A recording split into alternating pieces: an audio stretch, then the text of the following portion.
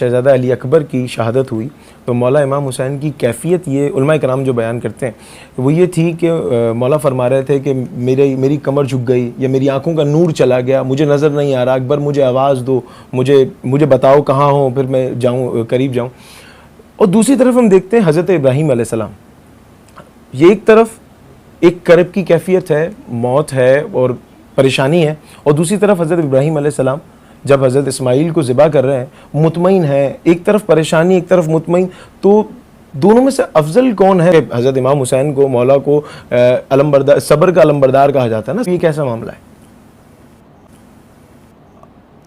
حضرت ابراہیم اور امام حسین علیہ السلام تو بعد میں ذکر ہوگا نا، پہلے سرکار دو جہاں کی بات کرتے ہیں۔ حضرت ابراہیم علیہ السلام جو ان کے فرزند تھے، ان کے جنازے پہ نبی مکرم باقاعدہ گریہ کیا ہے آپ نے، جبکہ وہ بچہ ذبح نہیں ہوا، وہ بچہ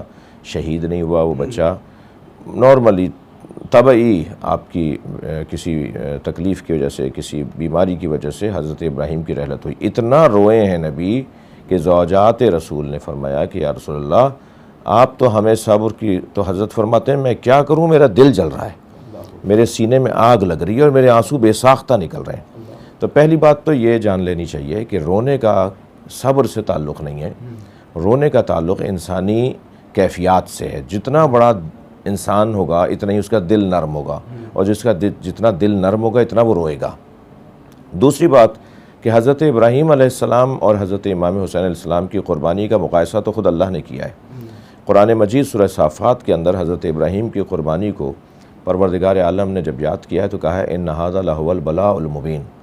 یہ بہت بڑی آزمائش ہے جو حضرت ابراہیم کے لیے اللہ کہہ رہا ہے میں نے قرار دی ہے، یہ بہت بڑی البتہ یہ نہیں کہہ رہا میں نے قرار دی ہے۔ اللہ جب بھی کسی کو کسی کام میں مصروف کرتا ہے یا کوئی کام اور ذمہ داری دیتا ہے، کوئی اس کے اوپر کام لگاتا ہے کہ یہ کام کر کے دکھاؤ، تو پھر یہ نہیں کہتا میری طرف سے کرو، وہ جو ہے وہ مشقتوں کو اپنے اوپر نہیں لیتا کہ میں نے مشقت میں تمہیں ڈالا، بلکہ پھر اس کو مجہول صیغوں کے ساتھ بولتا ہے۔ مثلاً جب رحمت اور کرم کی بات ہوتی ہے تو پھر اپنے اوپر لیتا ہے کہ یہ میں نے کیا ہے، یہ اس کا ربوبیت کا ایک انداز ہے۔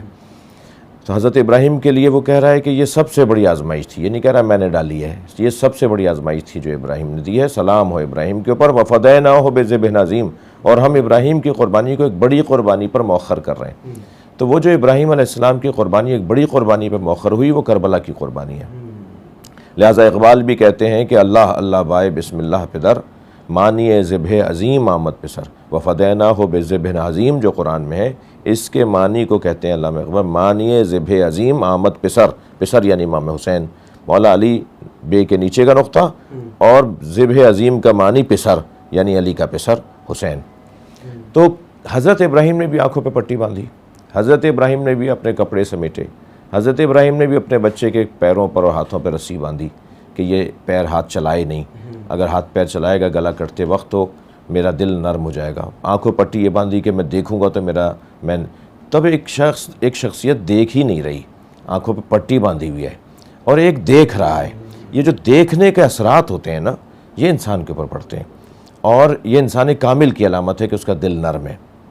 حضرت امام حسین تو منظر دیکھ رہے ہیں نا، اور حضرت ابراہیم تو ایک قربانی، تو لہٰذا یہ مقایسہ خود اللہ نے کیا ہے، تو اللہ ہی نے کہا ہے کہ ہم ابراہیم کی قربانی سے بڑی قربانی ابراہیم سے لیں گے، کیونکہ امام حسین حضرت ابراہیم کی اولاد ہیں، حضرت اسماعیل کی اولاد ہیں، نبی مکرم کی اولاد ہیں۔ تو یہ جو کیفیت ہے در حقیقت ایک صابر اور صاحب نفس مطمئنہ ہی کی کیفیت ہے کہ وہ اس موقع پر اپنے احساس کا اظہار کرے۔ پھر حضرت امام حسین نے اپنے احساسات کا اظہار، تیسری بات اس لیے بھی زیادہ کیا تاکہ حضرت کی مظلومیت، حضرت کے ساتھ جو ہو رہا ہے، جو کیا جا رہا ہے، وہ تاریخ کا حصہ بنے۔ اور آج اگر ہم بات کر رہے ہیں تو یہ جو حضرت کی شہادتوں یعنی کربلا کی شہادتوں کے منظر ہیں وہی تو ہم بیان کرتے ہیں کہ جن کی وجہ سے حضرت امام حسین کی طرف توجہ ہوتی ہے لوگوں کی کہ وہ مظلوم ہیں، اور اللہ نے بھی مظلوموں کا ساتھ دینے کا حکم دیا ہے۔ اللہ کہتا ہے مظلوم کے حق میں آواز بلند کرو چاہے کسی کو بری لگے۔